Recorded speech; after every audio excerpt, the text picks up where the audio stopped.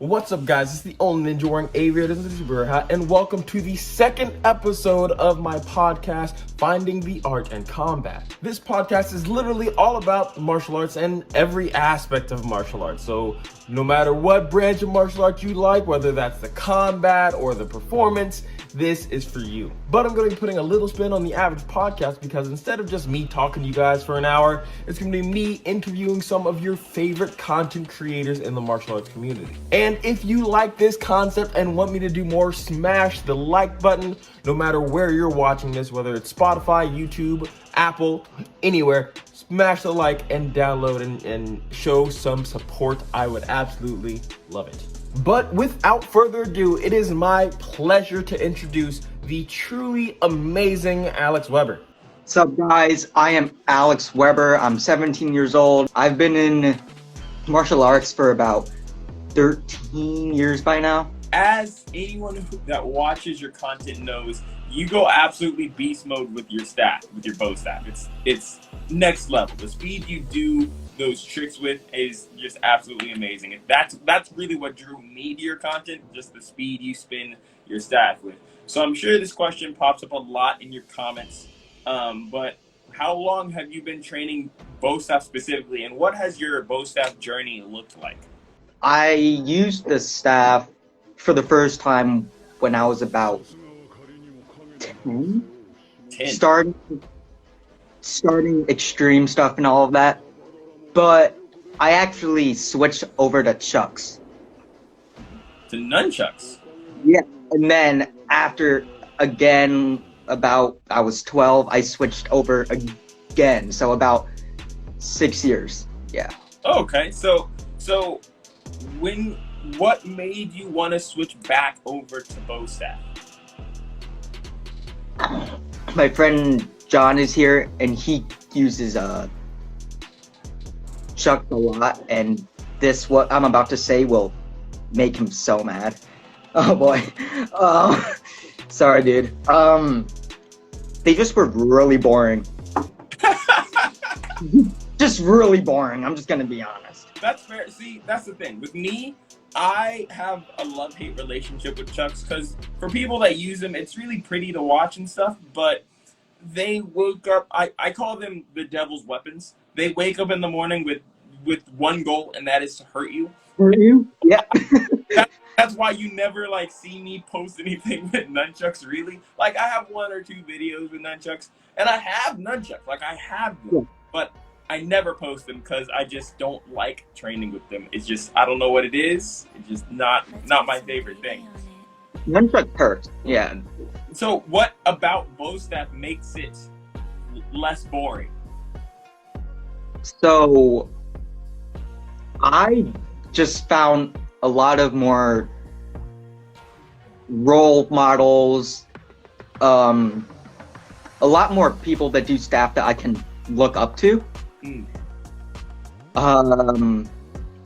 And my journey throughout this whole thing has been trying to make myself as close to them as I can while still sticking with my own style.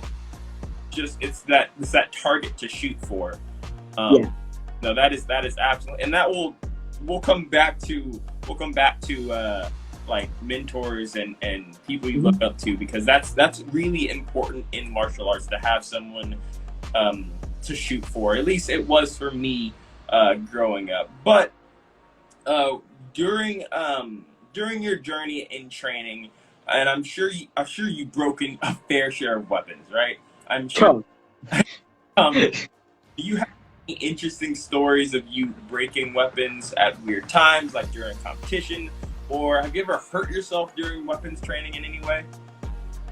So my first staff that I ever broke was the most embarrassing by far. I was at a tournament in I can't remember where it is, but I was practicing about an hour right before my ring started. Mm-hmm. And I was really stupid about it, and I did moves that I knew I could snap my staff on, but I spun it around my body and I tried to jump over it like a jump rope, but I wasn't able to jump high enough and I landed on it and it snapped. And no joke, everyone just stared at me. They all just turned around at me and stared at me. And then I had to use my friend staff. But That's so like what? So this was during practice, like during practice for your. So you weren't even competing. This wasn't during the competition. This was you getting ready. Yeah. And you jumped on your staff essentially. And that was my very first staff, so I didn't ever bring more than one staff. You had never been in that position. Yeah. So I was freaking out. that brings up another question. When you're using different staffs, is it weird to kind of adjust? Do you adjust easily? What is that what is that process for you? I've used a lot of staffs, and they all have their own feel to them. Trying to adjust to a new staff won't take that long. It just really depends on how much you practice. So, for instance, after I stepped on my staff, I used my friends, and it felt weird. But it wasn't like impossible to do, you know? Right. So it was you can pick it up, you can kind of adjust to it, but it takes a second. Yeah. Did you have like time between your friend's staff and actually, competing? Did you have time to actually like adjust, or did you modify your form so that you weren't doing certain tricks that you would mess up on? I was able to practice. So I really can't say I would have done that well if I went in there cold, you know? Right. That practice, if there's anyone here that competes and they're like really, really dedicated, they know that if you have time to train, like right before you actually go, you have to do it. And with a new staff, I had to do it. So had to happen. No, I get that very much. Because I used to compete a while ago. I haven't had time to recently with everything going on in the world, but I can't wait to get back into it. But going on to the next question, it's actually kind of relevant to this topic. I did some light research on you and on your videos when coming up with these questions for you. Don't worry, I didn't find any dirt, but I did notice you do competing, and you post some videos about competing, even though it's not a ton. But I couldn't quite tell how old those videos were. What do you, I assume they were fairly recent, but I honestly couldn't tell. So how long ago did you start competing, and what do you enjoy about competition? What do you suggest, for new people going into martial arts? Should they compete? Should they not? What is your take on that? So my first competition, I think I was 5 or 6. You were that young? Yeah, I know. I think one of the things that I have to be grateful in life to the most is martial arts, because of the amount of traveling that I had to go, Florida to Vegas. You meet a lot of people, and those people often are your closest friends. So no, absolutely. I've lived in seven or eight different states in the U.S. I've moved basically every 2 years from when I was 8 to when I graduated high school. And my closest friends, even though we moved apart, even though we live miles, hundreds of miles away from each other, my closest friends will always be other martial artists. There's something about martial arts that just kind of brings a solid bond between practitioners and between people that grow up training together, bleeding together, sweating together, all that stuff. And so, no, I 100%. If someone's listening to this trying to find out how they can make more friends, martial arts is the way to go, in my opinion. 100%. Yeah, and that's just how it is. It's one of the unspoken bonds that every martial artist have. It's actually, I think why the martial arts community on TikTok and YouTube and Instagram can get so close with each other. Like we talk, we have these kinds of dialogues and interact with each other because we all have that same struggle of our training struggle. And on TikTok specifically, the guidelines, and I'm sure you know about that. TikTok has been super mean to me. TikTok hates us.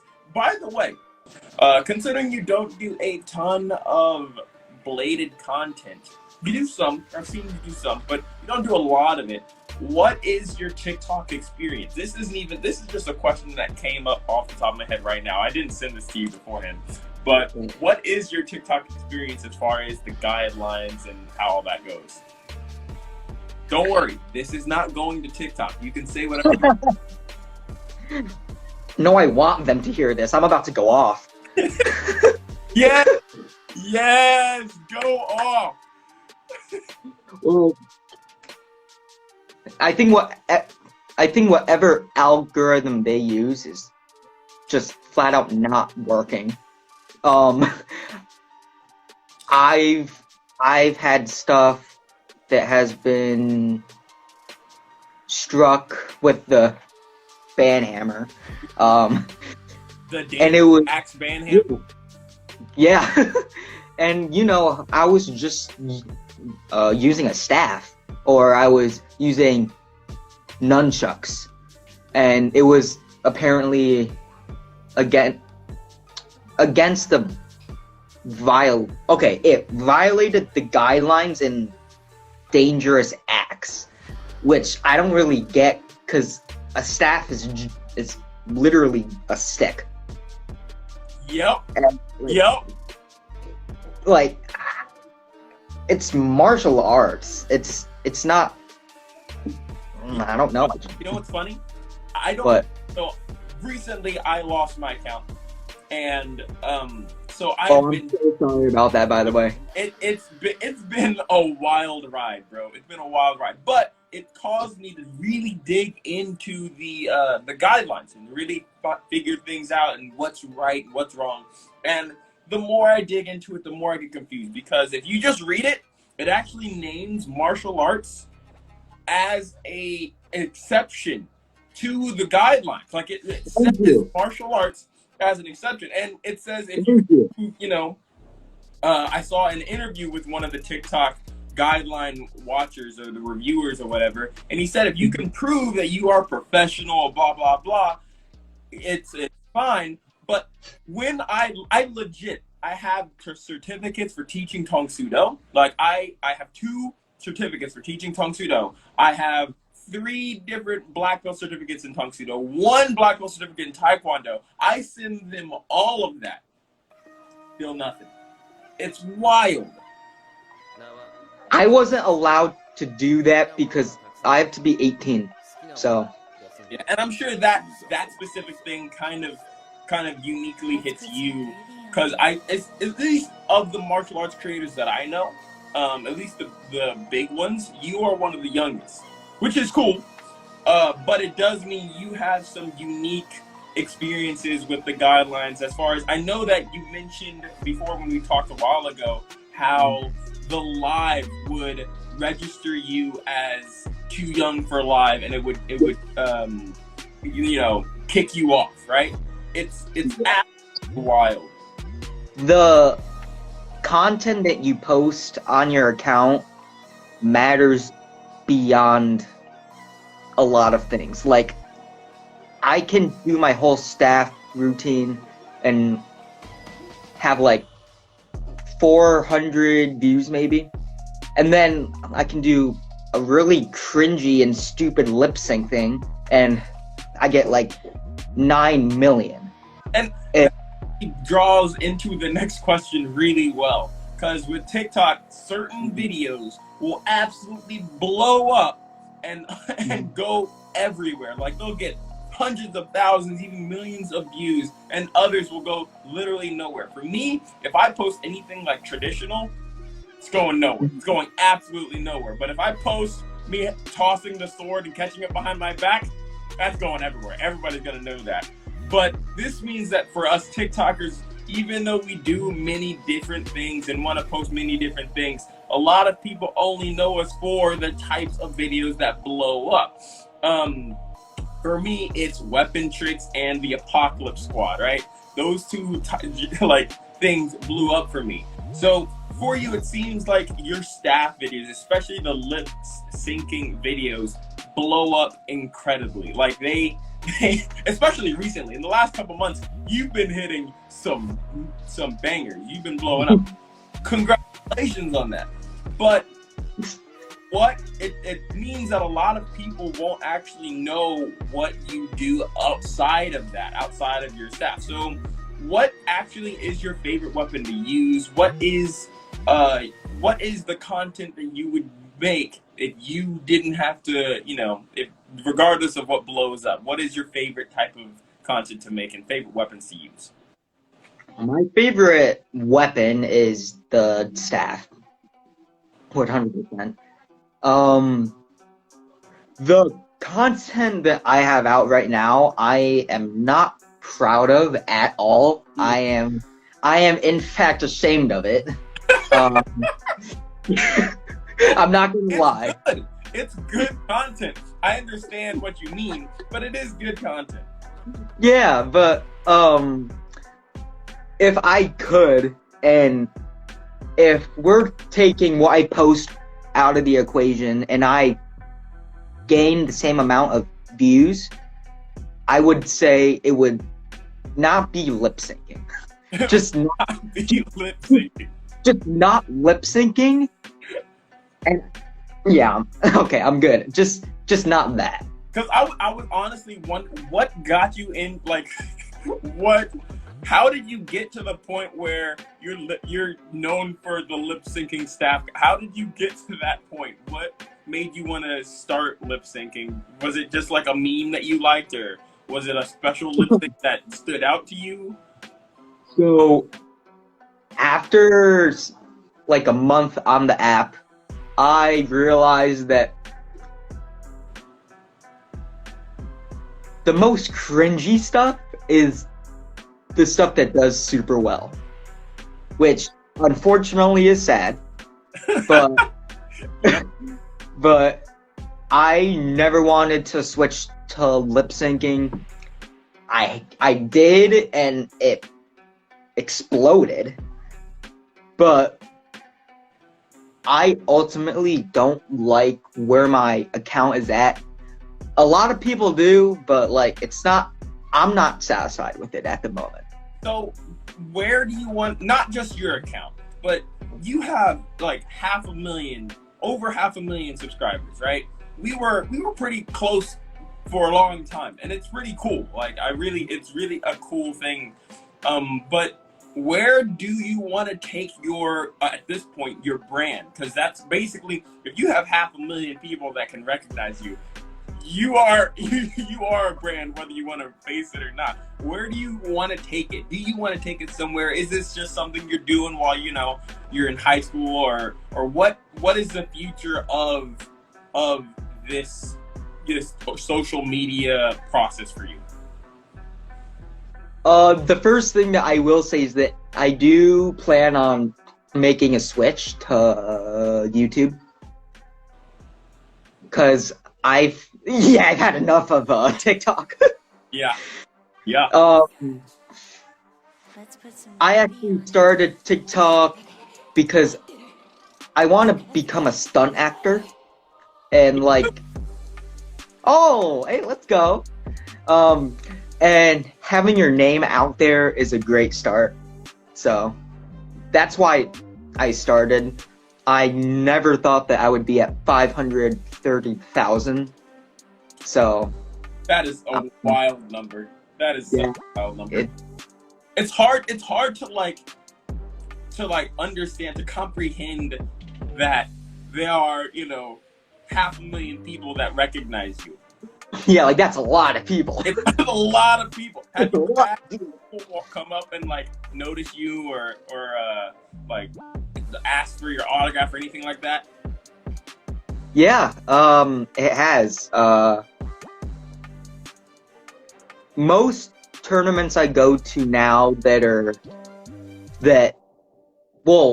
most of them that I go to now, I'm stopped quite frequently. I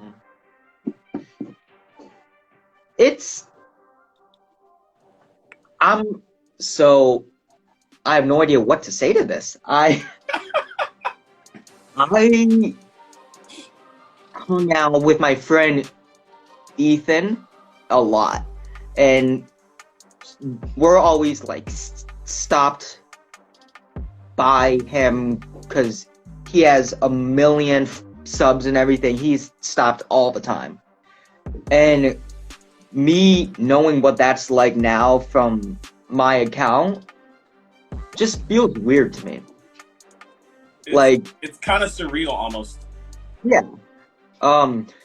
Going outside and knowing that someone might know who you are, it's a really nice feeling. No, I agree 100%. It is surreal and kind of nice. I was actually just training in the park, one of the parks just down the street from my apartment, and I was just kind of training, just making some videos. I'm actually posting those videos on Instagram later today, but some kid was like, "Hey, are you the modern ninja?" I was like, "What?" Out of the blue, it happens, and it's super cool because you get to affect the lives of other people. And for me, I love teaching because I get to affect the lives of people around me and try and help people around me. And having that recognizability and having that kind of platform to work from means I can affect more people and help more people. And it is just honestly my favorite part of this entire experience, if I'm being honest with you. I love to teach, just not little kids. So that's fair. And here's the thing: teaching kids requires certain level of patience. If I'm 26 right now. I'm 25 right now. I've been teaching for the last since 2016, right? I've been certified as an instructor since 2016. If I was teaching kids in high school, I would have hated it. Dude, it would have been terrible. But oh gosh. Since I got into it after and once I got into college and once I started teaching it then, it was great then. But before, if I would have done it in senior year or in sophomore year, I hated it. So going to the next question, as someone that does a lot of weapon tricks, one of the most annoying comments that I get is but that wouldn't work in a fight.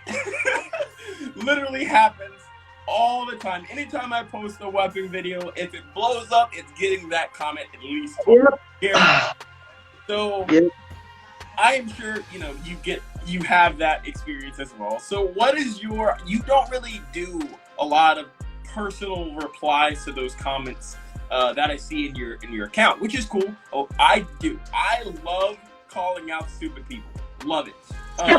But that's not for everyone. Yes.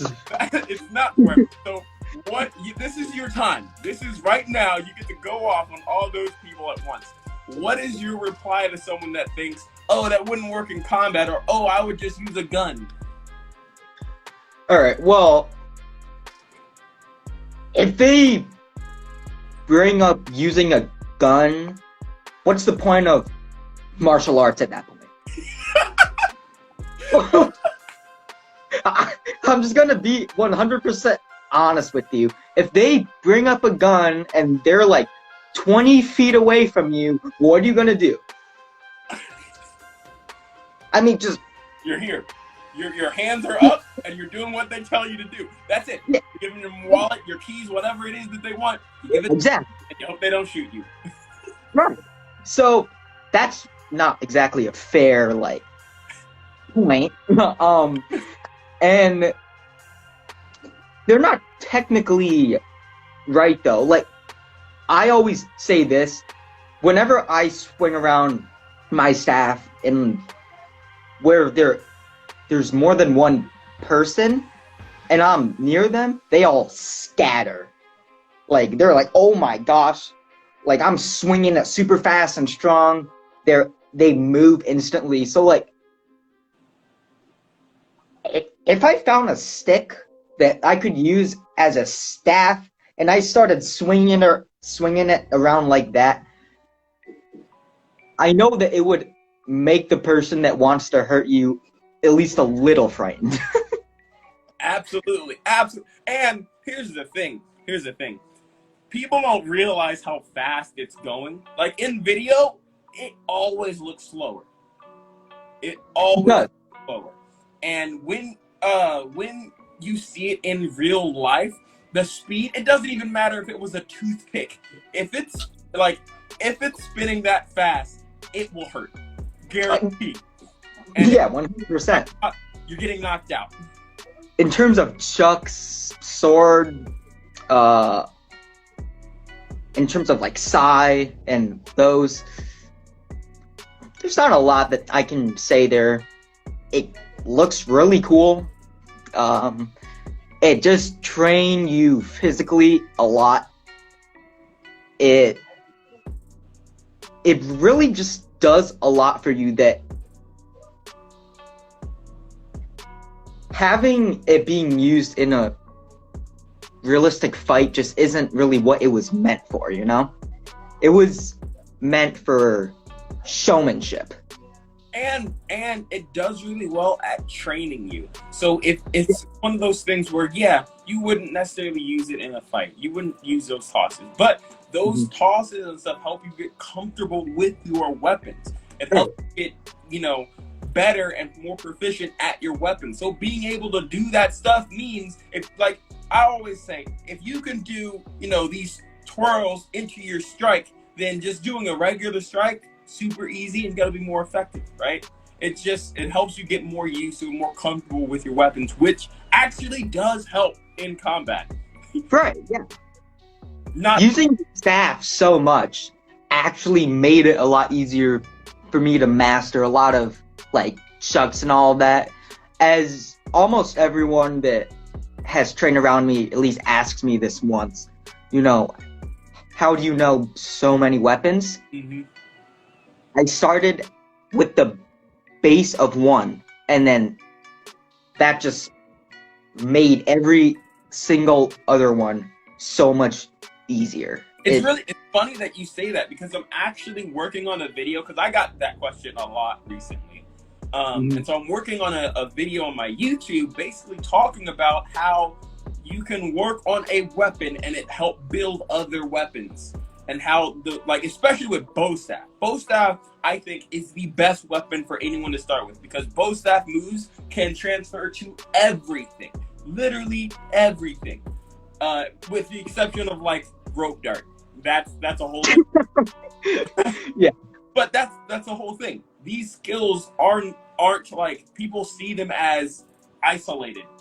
This skill. This is your bow staff skill. This is your sword skill. This is your nunchuck skill. When in reality, everything's connected. All of it helps each other. And by training your bow staff, you're also helping your sword training. By training your sword, you help your spear or your nunchucks or your kamas or whatever it is, right?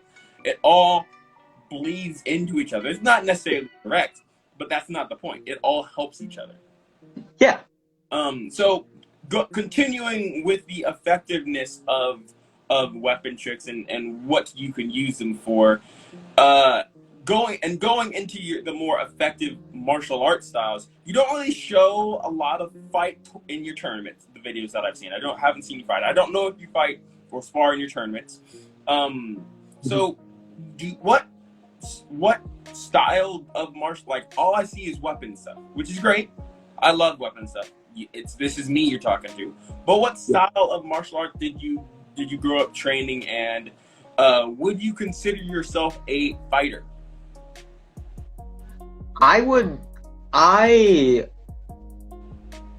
My first year at Worlds was in sparring. Really? That's awesome. It was from then until I was 12. I qualified each year. Yeah. That is amazing. And then I stopped sparring because I was sick of the judging. Oh my gosh. I was sick of it. Judging for sparring can be so one-sided. Oh my gosh. That's why I stopped for two reasons. I stopped sparring because I was tired of judges being weighing their judging towards their students. Like, I absolutely hate it. I don't think you should be able to judge your students. And secondly, I was on a path where I wanted to choose either fighting in the UFC or performing in movies, and I was like, gonna focus on this, right? And that's just how it is. Especially in martial arts, I feel like there's kind of, at least in my head, there's the two main routes. You can go UFC, you can go movie style, and I wanted to go movie style, so I put more focus in that and stopped fighting. But honestly, with sparring in tournaments, just having judges that aren't for the schools, right? Like if you have a school A kid fighting and a school B kid fighting, having school C kid judges is how it should be. And in a lot of tournaments, that's not how it is. No, it's not. And it's that, but also I was a really small kid. I think, I was that 4'9", shrub, just sparring all these giants, and it was super hard. That's also a reason that I stopped, because I wanted to wait until I could at least not have them be 9 feet above me, Right. You didn't want to have to jump to hit them in the head. No, I get you. I get Yeah. 100%. That's also it, which, even though that's me now, I'm not that really small guy anymore, I don't really see myself getting back into sparring too much just because of the judging. It's just, school sparring is fun and that, sure, but actually sparring at a tournament, I don't think I'll be doing that. Not fun to do. That's fair. That's a fair assessment of, you decide your situation, you see that you don't like it, and so you're just like, I'm throwing the towel, I'm back out of it. So with tournament fighting out, what have you been in any real life fights? Have you had to use your martial arts in any self-defense situations and stuff like that? I've been in a few. It wasn't much of a fight, but because it was that one guy who was super, his ego was huge. He thought that he could beat everyone up, and I think that's the only fight that I've ever been in. Yeah, it was. Was it in high school? It was in 8th grade. Really? And close enough. Yeah, high school I'm